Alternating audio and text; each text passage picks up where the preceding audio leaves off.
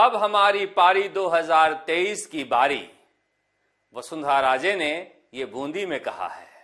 मगर जनता कह रही है शुरू हो गई बीजेपी की लाचारी। वसुंधरा राजे ने कह दिया यही है हमारी तैयारी। वसुंधरा राजे बूंदी में गरजी बरसी। उसके बाद बीजेपी के प्रदेश प्रभारी अरुण सिंह भागे भागे जयपुर आए। उनके चेहरे की उदासी बता रही थी कि बीजेपी में किस कदर घमासान मचा हुआ है। अरुण सिंह ने उंगली दिखाते हुए कहा कि चाहे पार्टी का कोई कितना भी बड़ा नेता हो, अनुशासनहीनता बर्दाश्त नहीं की जाएगी और जो भी पार्टी लाइन से अलग हटकर काम करेंगे पार्टी उनके ऊपर कार्रवाई करेगी।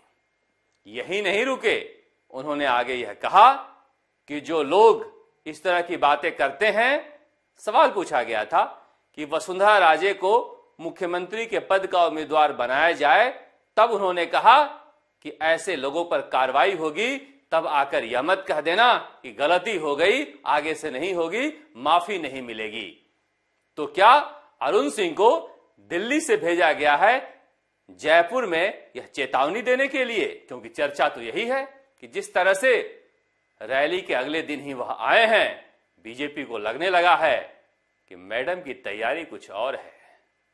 क्या मतलब है इसका? अब हमारी पारी। काश बातचीत होती कि क्या है जनता की लाचारी, क्या है बेरोजगारों की बीमारी। मगर बात हो रही है अब है हमारी पारी। तो क्या पारी बांध रखे हैं मुख्यमंत्री अशोक गहलोत और पूर्व मुख्यमंत्री वसुंधरा राजे ने? एक बार विधानसभा में कहा था अशोक गहलोत ने, और तब वसुंधरा राजे मुस्कुराई थी कि अब आपकी बारी है मुख्यमंत्री बनने के लिए और ये बाकी तैयार हो गए हैं।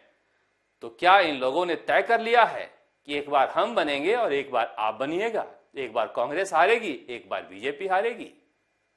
और सचिन पायलट इस बात को समझते हैं, तभी उन्होंने एजेंडा साफ कर दिया है कि इस बार हम सरकार रिपीट कराने के लिए लड़ रहे हैं।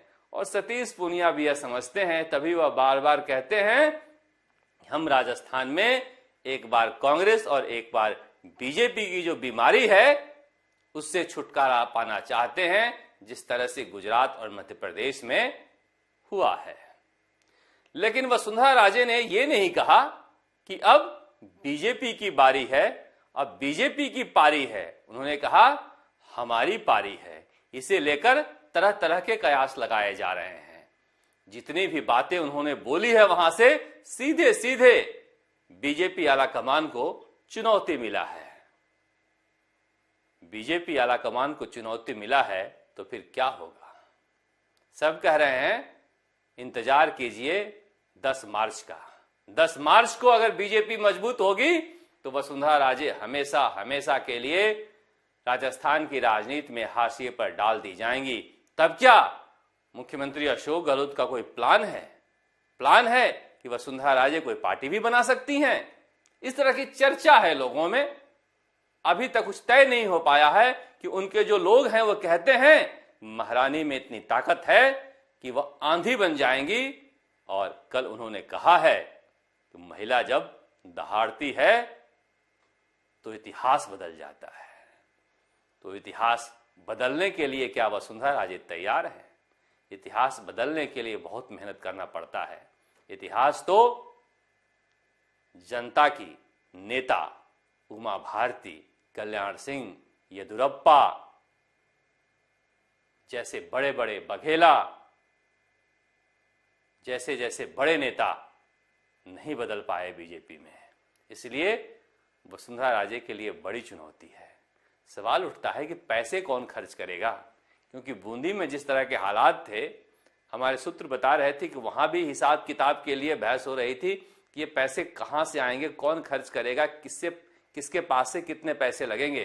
पार्टी चलाना आसान नहीं होता। लेकिन फिर भी 10 मार्च को बहुत कुछ तय होना बाकी है। अगर बीजेपी कमजोर होती है तो प्रधानमंत्री नरेंद्र मोदी को सिर्फ विधानसभा नहीं, लोकसभा भी जीतने की जरूरत होगी। और तब हो सकता है कि वसुंधरा राजे की जरूरत नरेंद्र मोदी को पड़ जाए। लेकिन जानने वाले कहते हैं कि जिस तरह से काम कर रहे हैं प्रधानमंत्री नरेंद्र मोदी और अमित शाह, उनकी मना स्थिति में भी वह हार के लिए कोई जुगाड़ नहीं खोजेंगे, क्योंकि सत्ता पर बैठा हुआ व्यक्ति अगर हारता है तो वह अपनी जीत के लिए कहीं और नहीं जाता है, अपनी लड़ाई, अपना रास्ता खुद चुनता है। इसलिए कह रहे हैं कि हारे या जीते वसुंधरा राजे का भविष्य बीजेपी में तय हो गया है।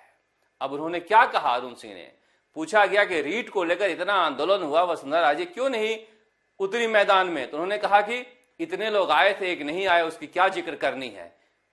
जिक्र नहीं होने की स्थिति शुरू हो गई है वसुंधरा राजे की बीजेपी की राजनीति में, तो समझना चाहिए कि एक दिन जन्मदिन मनाकर, फोन करके विधायकों को बुलाकर कुछ हासिल नहीं होने वाला है, क्योंकि इंतजाम जो करने वाले थे वहां पर सब हाशिए पर बैठे हुए हैं, उनका कोई वजूद राजस्थान की राजनीति में है नहीं। अब कहा जा रहा है कि 72 और 3 निर्दलीय मिलाकर 75 में से 34 पहुंचे थे, 72 में से 34 पहुंचे थे, मगर अगर बाकी के नहीं पहुंचे हैं तो इसका मतलब क्या बाकी के लोग वसुंधरा राजे से नाराज हैं, नहीं चाहते हैं?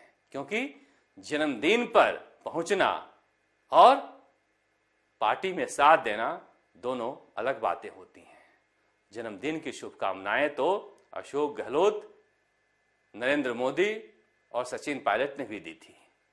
इसलिए ये भ्रम में न रहें कि पार्टी अगर वह अलग रास्ता चुनती हैं तो पार्टी छोड़कर नेता उनके साथ आ सकते हैं। इसलिए कहा जा रहा है कि शेरो शायरी और जमीनी हकीकत में बहुत अंतर है। मगर बीजेपी के अंदर की बेचैनी ये दिखा रही है कि किस तरह से वो परेशान हैं कि पार्टी को संभाले कैसे। अब तक बीजेपी वाले हंस रहे थे गहलोत पायलट के बीच के झगड़े को लेकर, अब घर में घमासान मचा है और मचना ही है, क्योंकि वसुंधरा राजे को ऐसा लगता है कि अभी नहीं तो कभी नहीं। और ये तो जिस तरह का उन्होंने कहा है, जिस तरह की बातें कही है, साफ है उन्हें लगता है कि अब पारी का मतलब है अशोक गहलोत की पारी हो गई, अब हमारी पारी शुरू होनी चाहिए। और कांग्रेसी क्या कह रहे हैं? कांग्रेसी कह रहे हैं कि मुख्यमंत्री अशोक गहलोत इस तरह के हालात बनाकर जाएंगे कि अगली बार सचिन पायलट के लिए कुछ बचेगा भी नहीं। सचिन पायलट अगर आखिर में कमान संभाल भी लिए तो तब तक बहुत देर हो जाएगी, मगर कमान कैसे संभालेंगे? क्योंकि अशोक गहलोत कमजोर नहीं है। देखा नहीं आपने किस कदर मुकाबला करते हैं। प्रियंका गांधी जब वापस जाने लगी तो सुबह सुबह सारा काम छोड़कर एयरपोर्ट चले गए सी ऑफ करने के लिए। इस स्तर पे काम करते हैं इस उम्र में अशोक गहलोत। इसलिए सचिन पायलट के लिए यह जंग जीतना आसान नहीं है। सवाल उठता है कि अगर पंजाब में, जैसा कि एग्जिट पोल कह रहे हैं कि कांग्रेस की सरकार नहीं बनती है, तो क्या गहलोत खेमा या कहना नहीं शुरू कर देगा कि चन्नी को बदल कर देख लिए, क्या हुआ, एक्सपेरिमेंट फेल हो गया? मगर उसी तर्क पर पायलट खेमा कह सकता है कि चन्नी को बदलने में देर कर दिए इसलिए फेल हो गए, जल्दी कर दो तभी कुछ हो पाएगा। मगर जिस तरह के हालात हैं, एक भी आदमी नहीं कह सकता कि अशोक गहलोत इतनी आसानी से सत्ता छोड़ने वाले हैं। अगर सत्ता नहीं छोड़ेंगे तो फिर क्या होगा? देखिए, वसुंधरा राजे अपना 69वां जन्मदिन मनाई हैं और कहा जा रहा है कि अशोक गहलोत भी 73वां मनाए हैं या मनाने वाले हैं, यानी 70 पार के दोनों हो जाएंगे। 70 पार के अशोक गहलोत तो हो गए हैं, वसुंधरा राजे भी हो जाएंगी। और बीजेपी में 70 पार कहते हैं कि संभालो घर बार, तो उस हिसाब से भी वसुंधरा राजे के लिए मुश्किल होने वाली है। लेकिन कांग्रेस में कोई उम्र नहीं होती, क्योंकि कांग्रेसी मरते दम तक राजनीति करना चाहते हैं और सारा पद खुद रखना चाहते हैं। मगर 10 मार्च को यहां भी फैसला होना है। अगर कांग्रेस की लुटिया पूरी तरह से डूब गई तो फिर कांग्रेस में नेताओं के अंदर जो बेचैनी है वह बदलाव की मांग करेगा और हो सकता है कि सचिन पायलट के लिए रास्ता खुले। मगर फिलहाल तो वह टोंक में है और टोंक के जरिए ही अगर रास्ता नहीं मिलता है तो राजस्थान की राजनीति में वह छा सकते हैं। उनके लिए भी कहा जा सकता है कि अगर अशोक गहलोत पद नहीं छोड़ते हैं तो कब तक इंतजार करेंगे, तो क्या वह भी कोई नई पार्टी बनाएंगे। इस तरह की बातें जनता में होती है, क्योंकि अगर आप पार्टी सफल होती है पंजाब में तो राजस्थान में भी दस्तक दे सकती है। इसीलिए इस बार का चुनाव पिछले सारे चुनावों से अलग होने वाला है। इसमें कई पार्टियां और कई नेता होंगे। हनुमान बेनीवाल भी पार्टी को खड़ा करने के लिए बेचैन हो रहे हैं। हालांकि उनके पास बहुत सारी समस्याएं हैं। उनके जो कार्यकर्ता हैं, उनके जो नेता हैं, वो उनके लिए बोझ बने हुए हैं। उनको कैसे संभालें उन्हें समझ में आ नहीं रहा है, मगर फिर भी वह एक बार फिर से तैयारी करने के मूड में हैं। लेकिन हमने आपसे वादा किया था कि पेपर आउट के मामले में हम खामोश नहीं बैठेंगे। हमने पता किया और साफ साफ हमारे सूत्रों के अनुसार स्पेशल ऑपरेशन ग्रुप को कह दिया गया है कि अब पेपर आउट के मामले में ऊपर के स्तर पर कोई जांच नहीं करनी है। नीचे कुछ लोगों को पकड़ना हो तो पकड़ते रहो, किसी से भी पूछताछ नहीं करनी है, किसी का बयान नहीं लेना है। स्ट्रांग रूम की चाबी वाला या फिर पेपर निकालने वाला किसी तरह की लापरवाही पर कोई कार्रवाई नहीं करनी है। डीपी जारोली, धर्मपाल जारोली रोज अपने घर में बैठा रहता है, यूनिवर्सिटी भी आ रहा है, कोई उससे पूछताछ नहीं करेगा क्योंकि ऊपर का आदेश है। तो क्या माना जाए, पेपर आउट करने और कराने में कोई ऊपर वाला भी था। देखिए बीजेपी को कह रही है कि हम छोड़ेंगे नहीं, आखिरी तक लड़ेंगे। लड़ कब रहे थे और कब लड़ोगे? जब बच्चे परेशान होकर थक गए और परीक्षाओं की तैयारियों में लग गए, तब भी कहते हो लड़ते रहेंगे। बच्चे खुद लड़ लेंगे, क्योंकि पारी और बारी नहीं, अब राजस्थान के जनता की खुददारी की बात है। राजस्थान तक के लिए जयपुर से शरद कुमार।